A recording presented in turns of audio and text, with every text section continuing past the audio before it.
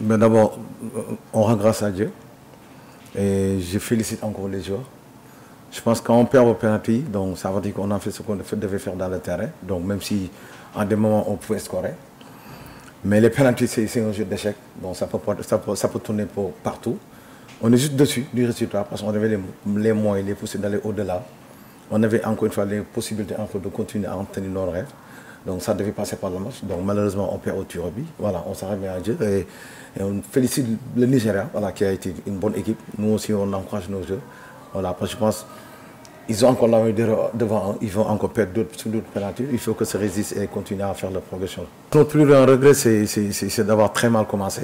Je pense qu'on a débuté le tournoi, voilà, pas du tout mal. On a repris confiance il n'y a pas longtemps. Je pense que le regret, c'est voilà, on avait envie de bien entamer ce tournoi. Voilà, malheureusement, comme on dit, on s'était très bien préparé par rapport à une poule qui était là. Après, on change encore. Voilà, le Congo qu'on a joué en amical contre eux. Donc, je pense que c'est des impairs en fait voilà, qui ont été là. Mais on va vouloir à nous. Je pense qu'on avait la possibilité de faire quelque chose dans ce tournoi. Donc, c'est vrai qu'il y a des garçons qui sont là. Il y a des garçons qui ont montré vraiment qu'ils ont le niveau. Peut-être d'autres, encore une fois, il faudra réfléchir encore un peu sur leur implication plus ou moins. Et donc, c'est des enseignements, c'est des leçons pour nous, encore une fois, à continuer à aller de l'avant. C'est juste l'efficacité qui n'a pas été au rendez-vous. Parce que dans tous les matchs, on se crée des occasions. Ouais, on a beaucoup d'occasions. Depuis contre Centrafrique, où on avait presque sur un match, on avait presque 18 possibilités de marquer, de scorer. Voilà, je pense que quand l'efficacité n'était pas là, même dans ce match, on avait la possibilité aussi de marquer, que ce soit avec Paolo et Fano sur le corner.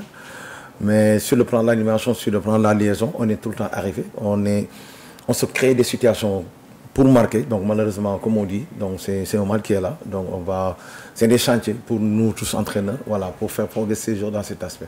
Bah, je ne sais pas. Il y a 2 ans, j'avais gagné la Coupe d'Afrique en U17. Je pense que c'est un échec qui va sceller un peu l'entraîneur. Donc on avait envie de faire de très belles choses. Je pense qu'on fait partie des... Même si on est éliminé, je pense qu'on n'a pas été ridicule dans ce tournoi. Donc tout le monde a su que le Sénégal a encore un potentiel de jeu.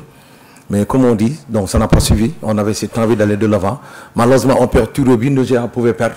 Donc il n'y a pas eu cette domination que les gens croient. Donc comme je dis, on s'en remet. C'est le foot, c'est la loi du foot. C'est très dur. Mais on ne peut pas faire autre chose, c'est la loi du foot. D'abord, on a senti Allah, je pense que nous avons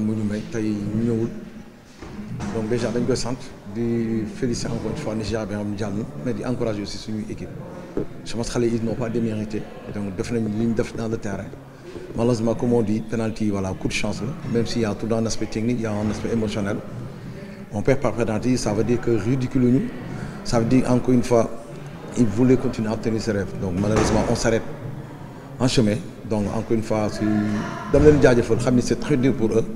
Voilà, Sénégal est détenteur, on avait envie de continuer cette compétition, on avait les moyens, les potentiels pour continuer. Malheureusement, nous avons ligué encore une fois dans ce genre de faire des gens pour continuer à exister sur le plan africain. Mais regret bariwul parce que ce qui est important, c'est que ce qu'on peut reprocher à un jour, c'est l'attitude. Je pense que les gens ils se sont battus, ils ont eu des situations, donc malheureusement ça n'est pas entré. Donc ça veut dire que le regret peut-être on avait entamé une très belle préparation, après ça a été coupé, nous changer adversaire. Donc voilà, tout ce qu'on fait c'est par rapport à l'adversaire, malheureusement nous changer. Ce n'est pas des excuses, c'est valable pour tout le monde. Mais je pense qu'on était dans une carrière nous pour avoir adversaire, après ça a complètement changé. Mais comme nous l'avons encore une fois, c'est les pénaltys, c'est Manon gagné comme Nigeria, nous avons gagné aussi. Donc, coup de chance.